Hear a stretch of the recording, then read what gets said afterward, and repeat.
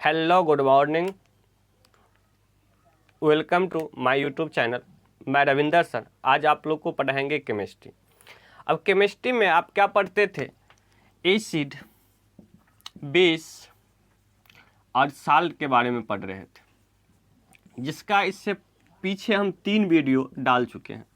3 video acid, base और salt का डाल चुके हैं, एक चौथा वीडियो है इनका।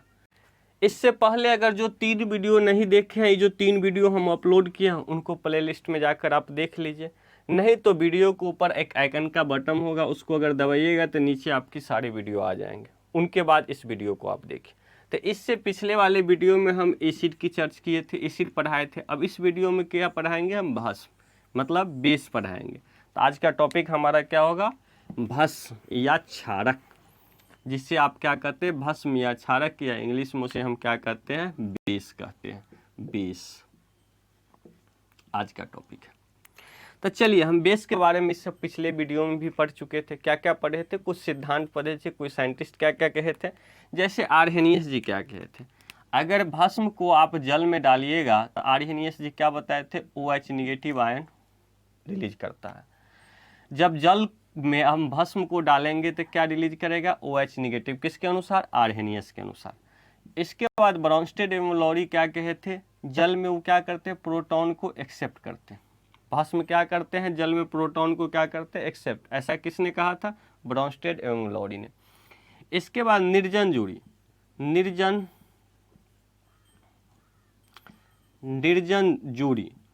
जोड़ी इलेक्ट्रॉन का ये क्या करता है? डोनेट करता है। डोनेट मतलब क्या? त्याग करता है।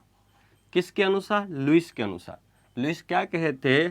भस्म जो है निर्जन जोड़ी इलेक्ट्रॉन का क्या करता है? त्याग करता है, डोनेट करता है। किसने ऐसा किया था? लुईस। तो लुईस के इलेक्ट्रॉनिक सिद्धांत, ये सब इससे हम पिछले वाले वीडियो में पढ़े थे। और भस्म की पहचानने का नियम क्या था? अगर वो टेस्ट में कड़वा होगा तो क्या होगा? भस्म होगा। और वो क्या करेगा? लिटमस पेपर को क्या करेगा? वो लाल लिटमस को क्या करेगा? लाल को नीला कर देगा। लाल लिटमस पेपर को नीला कर देगा कौन? भस्म। तो भस्म जो है लिटमस पेपर पर रखेंगे तो लाल लिटमस पेपर को क्या कर देता है? नीला कर देता है। तो इस सारे इसके गुण थे, हम इनसे पहले पढ़े थे। आज इससे आगे हम देखिए क्या पढ़ते हैं। भस्म जो है ना आपका 2 प्रकार का होता है। अब भस्म 2 प्रकार के होते हैं। पहला जल में विलय, पहला भस्म होते हैं जल में विलय, और दूसरा भस्म होते हैं जल में अविलय।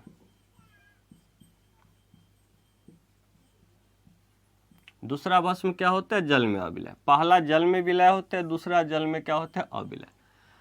अब जल में विलय होते हैं उन्हें हम क्षारक कहते हैं। जो भस्म जल में विलय होंगे उन्हें हम क्या कहते हैं? क्षारक कहते हैं। ये क्या करता है? लाल लिटमस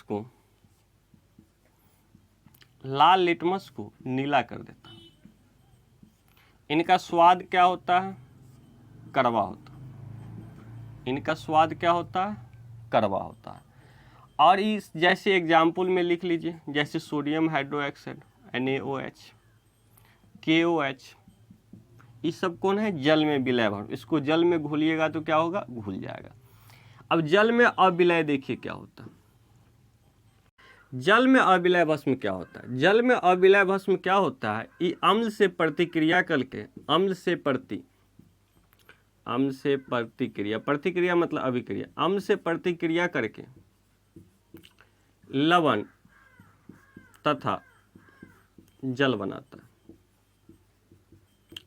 अम्ल से प्रतिक्रिया करके लवण तथा जल बनाता है और बाकी के अन्य गुण प्रदर्शित नहीं करता है। शेष अन्य गुण प्रदर्शित नहीं करता। मतलब कहने का अर्थ, अम्ल से प्रतिक्रिया करके लवण और जल तो बना लेंगे, बाकी अन्य गुण प्रदर्शित नहीं करेंगे। जैसे स्वाद क्या होता? कड़वा, लेकिन इसको चेक करने पर नहीं पता चलेगा स्वाद कड़वा। जैसे लाल लिटमस को क्या कर देता है? नीला कर देता है, लेकिन वो नहीं करेगा। सिर्फ वो क्या करेंगे? अम्ल से अभिक्रिया करके लवण तथा जल बनाएंगे, बाकी कोई भी गुण उसमें नहीं होंगे। तो ऐसे भस्म को क्या कहते हैं, जल में अविलय भस्म। जैसे इसके एग्जाम्पल कौन है, जैसे आप लिख सकते हैं ZnO जिंक ऑक्साइड, जैसे लिख सकते हैं COOH का होल 2 कॉपर हाइड्रो ऑक्साइड, जैसे आप लिख सकते हैं FeO फेरस ऑक्साइड, जैसे लिख सकते हैं आप Fe2O3। ये सब क्या है, जल में अविलय भस्म। ये सब क्या है, जल में अविलय भस्म। जल में विलय क्या है, NaOH। तो क्या समझे, भस्म दो प्रकार के होते हैं, एक क्या होते हैं, जल में विलय होता है, एक जल में क्या होता है, अविलय। जो जल में विलय होते हैं उन्हें हम क्या कहते हैं, क्षारक कहते हैं। वो क्या करता है, लाल लिटमस को क्या कर देता है, नीला कर देता है, और स्वाद इनका क्या होता है, कड़वा होता है। जैसे NaOH सोडियम हाइड्रोक्साइड हुआ, KOH पोटेशियम हाइड्रोक्साइड। जल में अविलय क्या होता है, जल में अविलय क्या होता है, अम्ल से प्रतिक्रिया करके लवण तथा जल तो बना सकता है, लेकिन शेष अनीय गुण प्रदर्शित नहीं करता। मतलब उसे चेक करने पर कड़वा नहीं समझ में आएगा, या वो लाल लिटमस को नीला नहीं करेगा। जैसे ZnO COOH का होल 2 FeO Fe2O3।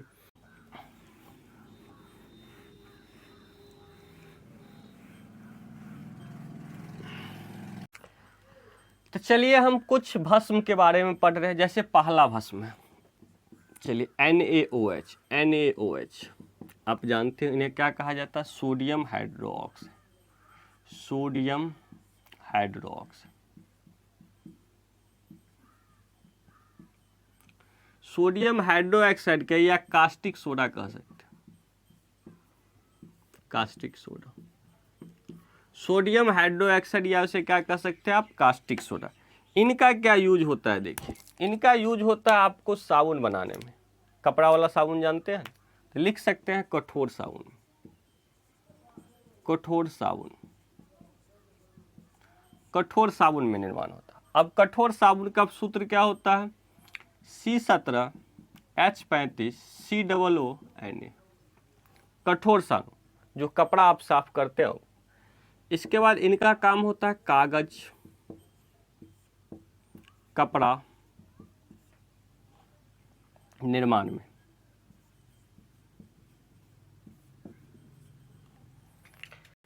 और इसके बाद इसका क्या होता है, पेट्रोलियम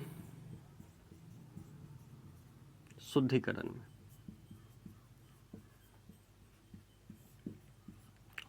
तो क्या समझे NaOH के बारे में। NaOH मतलब सोडियम हाइड्रोक्साइड या उसे कास्टिक सोडा कह सकते हैं। तो इसका काम क्या होता है, कठोर साबुन बनाने में। कठोर साबुन का फॉर्मूला क्या होता है, C17H35COO Na। और इनका काम क्या है, कागज कपड़ा निर्माण में। इसके बाद पेट्रोलियम शुद्धिकरण में। अब चलिए दूसरा हम लिखते हैं, दूसरा कंपाउंड KOH पोटेशियम।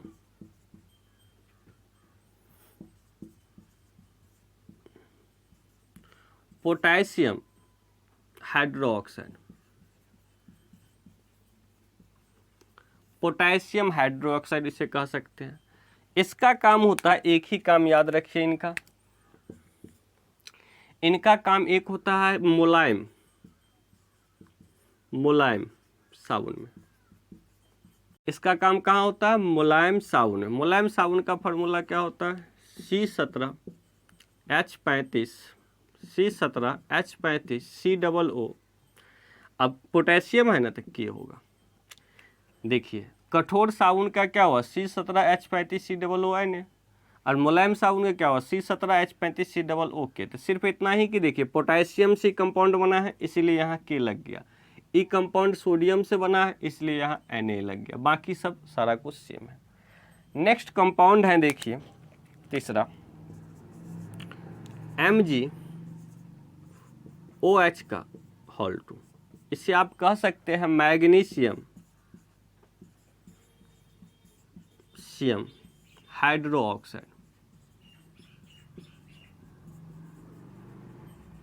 इसे कह सकते हैं मैग्नीशियम हाइड्रोक्साइड या milk of magnesium, milk of magnesium.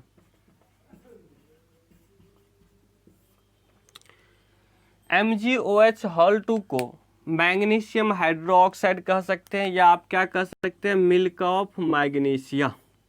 समझ गए। इनका काम क्या होता है, एंटा एसिड में काम करता है। एंटा एसिड मतलब क्या, प्रति अम्ल के रूप में, प्रति अम्ल के रूप में। प्रति अम्ल के रूप में मतलब क्या समझे, एंटा एसिड। एंटा एसिड मतलब क्या, जब आपके पेट में क्या होता, गैस बन जाता है, तो उस समय आप क्या इनो या डाइजिन खाते हैं, तो यही इनो या डाइजिन में क्या होता है, मैग्नीशियम हाइड्रोक्साइड होता है। जैसे क्या समझे, इनो डाइजिन, डाइजिन में क्या होता है, मैग्नीशियम हाइड्रोक्साइड। यही प्रति अम्ल क्या होता है, इनो और डाइजिन क्या है, प्रति अम्ल है, एंटी एसिड का काम करता है। तो इसी में इसका काम किया जाता है। एक चीज और प्रति अम्ल में काम होता है, AlOH का होल, ये भी प्रति अम्ल के रूप में काम होता है, में काम आता। ये भी आपका क्या है, प्रति अम्ल में काम होता है, लेकिन ये कॉस्टली होता है, समझ गए। इसलिए अपने यहाँ किसका काम किया जाता है, प्रति अम्ल के रूप में, तो इनो या डाइजिन का काम किया जाता है, समझ गए इसी का। तो वो क्या करता है, पेट की अम्लीयता को दूर करता है, पेट की अम्लीयता को दूर करता,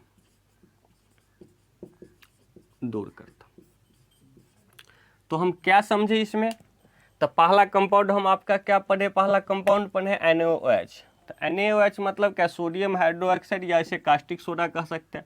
इनका निर्माण क्या होता है, कठोर साबुन बनाने में, समझ गए। बहुत इंपॉर्टेंट है, फार्मूला आपको याद रखना होगा। और कठोर साबुन में ये दोनों याद रहे न रहे कोई दिक्कत नहीं, लेकिन इसको याद रखना होगा। इसके बाद कागज और कपड़ा निर्माण में होता है, पेट्रोलियम शुद्धिकरण में होता है, या पेट्रोलियम की सफाई करने में। अगला है दूसरा KOH, potassium hydroxide. Potassium hydroxide क्या है, उसे मुलायम साबुन कहा जाता है, जो आप स्नान करने वाला साबुन होता है ना, वही। तो इनका C17H35 COO होता है। उनके बाद तीसरा कंपाउंड क्या पढ़े, MgOH का होल 2, मतलब मैग्नीशियम हाइड्रोक्साइड। इसे मिल्क ऑफ मैग्नीशिया भी, ये आपको हमेशा याद रखना है, मिल्क ऑफ मैग्नीशिया कहा जाता है। इनका यूज क्या होता है, प्रति अम्ल के रूप में। प्रति अम्ल एंटी एसिड, जब आपके पेट में क्या होता है, गैस बढ़ जाता है। गैस मतलब कि आपके पेट आमाशय में क्या होता है, HCl पाया जाता है। HCl की मात्रा बढ़ जाता है तो क्या होता है, आप क्या करते हैं, इनो खाते या डाइजिन। तो ये प्रति अम्ल का काम करता है, जो आपके पेट की क्या करता है, अम्लीयता को दूर करता है। और एंटी एसिड में एक और कंपाउंड AlOH3 भी क्या करते हैं, प्रति अम्ल के रूप में काम करते हैं, लेकिन ये कॉस्टली होते हैं। इसलिए अपने यहाँ किसका काम होता है, MgOH के होल 2, मैग्नीशियम हाइड्रोक्साइड। देखिए आपकी एसिडिटी जो होता है पेट में ना, तो उसको बेस ही खत्म कर सकता है, समझ गए। पानी पीने से कभी भी गैस खत्म नहीं होगा, क्योंकि एसिड कभी भी पानी से रिएक्ट नहीं करेगा। एसिड हमेशा किससे रिएक्ट करेगा, बेस से रिएक्ट करेगा। मतलब अम्ल हमेशा भस्म से रिएक्शन करेगा, न कि जल से। इसलिए आप कितने भी पानी पी लीजिए, आपके पेट की गैस खत्म होने वाला नहीं है, जब तक कि भस्म नहीं आप पूछ लीजिएगा। तो इसीलिए एंटी एसिड के काम क्या करता है, AlOH3। अब चलिए कुछ कंपाउंड और है।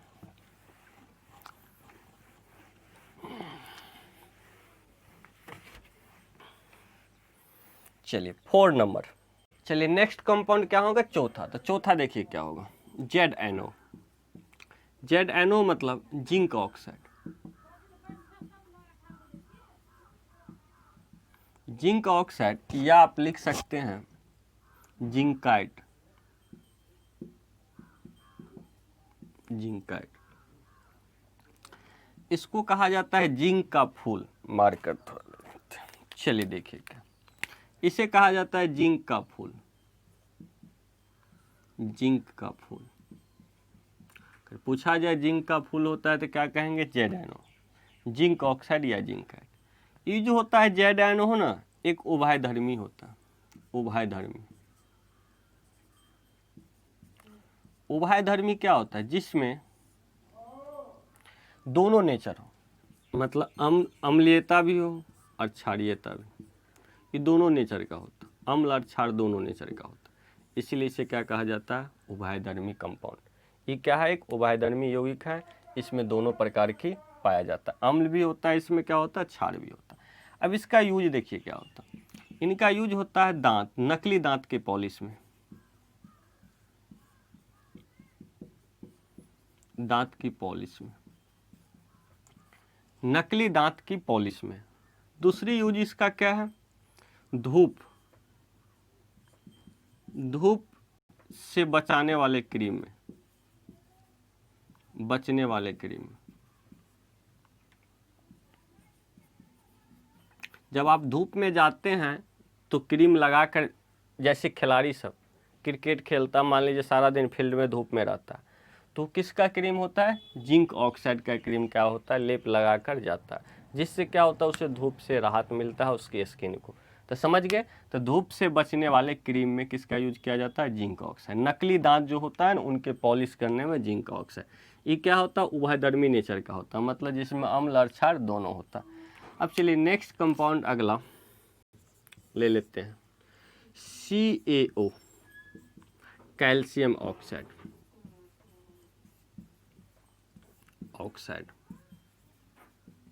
अब कैल्शियम ऑक्साइड देखिए, या इसे आप कह सकते हैं बिना बूझा हुआ चूना, बिना बूझा हुआ चूना, बिना बूझा हुआ चूना। कैल्शियम ऑक्साइड को आप क्या कह सकते हैं, बिना बूझा हुआ चूना, CaO। इनका उपयोग कहाँ होता है, सीमेंट में। इनका उपयोग आपका सीमेंट में होता है, सीमेंट में। अब सीमेंट में देखिए, अगर CO की मात्रा, CaO की मात्रा जो है ना, हमेशा सीमेंट में जो है CO की मात्रा हमेशा 60 से 70% के बीच होता है। आपकी सीमेंट में CaO की मात्रा हमेशा 60 से 70% के बीच में होता है। अगर मान लीजिए 60% से अगर कम हो गया तो क्या होंगे, जब उस सीमेंट से दीवार जोड़ा जाएगा तो सीमेंट दीवार क्या हो जाएंगे, कमज़ोर होंगे। अगर 70% से अधिक हो गया CO की मात्रा किसी सीमेंट में, तो दीवार क्या कर जाएंगे, क्रैक कर जाएंगे। तो इसीलिए सीमेंट का कंपोजिशन क्या होता है, 60 और 70% के बीच में ही CaO को रखा जाता है, कैल्शियम ऑक्साइड। अगर 60% से कम कर दिए तो दीवार क्या हो जाएगा, कमज़ोर हो जाएगा उस सीमेंट से जोड़ने से। अगर 70% से अधिक कर दिए CO की मात्रा तो दीवार क्या कर जाएगा, क्रैक कर जाएगा। अगला कंपाउंड देखिए 6 नंबर, Ca का OH का होल 2, मतलब calcium hydro oxide, calcium hydro oxide. Calcium hydro oxide कहिए या इसे बूझा हुआ चूना कहिए,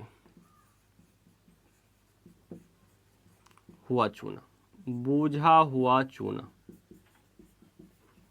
CaO को क्या कहें हम, कैल्शियम ऑक्साइड या बिना बूझा हुआ चूना। CaOH के होल 2 को क्या कहें हम, कैल्शियम हाइड्रो ऑक्साइड, और क्या के बूझा हुआ चूना।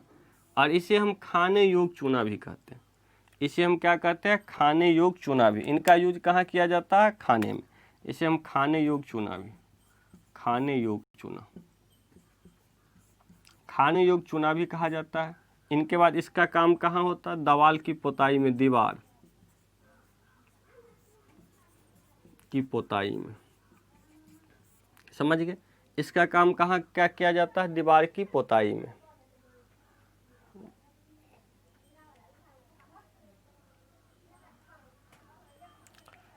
और इसका काम क्या किया जाता है, मिट्टी की अम्लीयता को कम करने, मिट्टी की अम्लीयता को कम करने में, कम करने में। और इसका काम किया जाता है चमड़ा, चमड़ा के ऊपर बाल को साफ करने में, चमड़ा के ऊपर बाल को साफ करने में और इसका काम किया जाता है। तो हम क्या पढ़े इसमें, देखिए ज़ेडानो, इसे जिंक ऑक्साइड कहते हैं या जिंकाइट कह सकते हैं, जिससे जिंक का क्या कहते हैं, फूल कहते हैं। ये उभयधर्मी नेचर का होता है। अब उभयधर्मी नेचर का पूछे तो कौन कौन होता है, एक ZNO होता है, PB होता है, एल्युमिनियम होता है। इनसे बनने वाले जो भी कंपाउंड होंगे उभयधर्मी होंगे, उभयधर्मी नेचर का होंगे। जिंक हुआ, लेड हुआ और एल्युमिनियम, इस तीनों एलिमेंट से जो बनने वाले कंपाउंड होंगे उभयधर्मी नेचर का होंगे। तो ये क्या समझे, उभयधर्मी मतलब क्या समझे, इसमें अम्ल और क्षार दोनों का गुण हो। इसका काम क्या होता है, नकली दांत के पॉलिश करने में, धूप से बचाने वाले क्रीम में। 5वां है कैल्शियम ऑक्साइड या बिना बूझा हुआ चूना कहते हैं। तो आपको याद रखना, बिना बूझा हुआ चूना कैल्शियम ऑक्साइड, हमेशा यही पूछेंगे। बिना बूझा हुआ चूना तो CaO, एग्जाम में कैल्शियम ऑक्साइड नहीं पूछेंगे, कैल्शियम ऑक्साइड इसका केमिकल नेम है, कॉमन नेम है, बिना बुझा हुआ चूना, यही अक्सर पूछेंगे। इनका यूज कहाँ होता है? सीमेंट में। अब सीमेंट में अगर COE की मात्रा, CaO की मात्रा अगर 60 से 70% के बीच रहना चाहिए। अगर 60% से कम कर देंगे तो दीवार क्या हो जाएंगे? कमज़ोर हो जाएंगे, उस सीमेंट से तो दीवार जुड़ाएगा। अगर 70% से अधिक कर देंगे तो दीवार क्या कर जाएंगे? क्रैक कर जाएंगे। नेक्स्ट देखिए CaOH की Hal2, कैल्शियम हाइड्रोक्साइड या बुझा हुआ चूना। तो आपको हमेशा याद रखना है बुझा हुआ चूना, जो आप खाते हैं तंबाकू के साथ, बुझा हुआ चूना। तो बुझा हुआ चूना CaOH की Hal2 मतलब कैल्शियम हाइड्रोक्साइड। इसका यूज क्या होता है? खाने योग्य चूना होता है, जो तंबाकू के साथ व्यक्ति खाते हैं ना, वही खाने योग्य चूना होता है। उसके बाद इसकी काम होता है दीवार की पुताई में। इसके बाद मिट्टी की अम्लता को कम करने में। जैसे अम्लीय वर्षा होता है, मिट्टी की अम्लता अगर बढ़ जाए तो क्या होता है? यहाँ उपज कम होता है। अगर नहीं भी अम्लीय वर्षा होता है, अगर मिट्टी की अम्लता बढ़ जाता है तो यहाँ उपज कम, जिसके लिए इसमें क्या करता है? चूना डाल देते हैं ना मिट्टी की अम्लता को कम करने, तो यही चूना डाला जाता है। अगली बात, चमड़ा के ऊपर बाल को साफ करने में। चमड़ा के ऊपर के बाल को क्या किया जाता है? साफ करने में। तो आपकी क्या हुआ? भस्म क्या हुआ? कंप्लीट हो गया। अब आपकी भस्म क्या हुआ? कंप्लीट हो गया। अब अगले नेक्स्ट वीडियो में आप सॉल्ट के बारे में पढ़िएगा, सॉल्ट के बारे में नेक्स्ट वीडियो में पढ़िएगा। इस वीडियो में भस्म खत्म हो गया और इस सॉल्ट के बारे में पढ़िएगा। और ये वीडियो जो होंगे ना आपकी लास्ट वीडियो होंगे एसिड, बेस और सॉल्ट चैप्टर का। तो अगली वीडियो आप सॉल्ट पढ़िएगा। बहुत जल्द ही अगली वीडियो लेकर हम फिर से आएंगे। Thank you all you. और किसी प्रकार की कोई दिक्कत हो, कोई डाउट हो तो आप कमेंट ज़रूर कीजिएगा। समझ के चलिए, आपके दिन शुभ हो।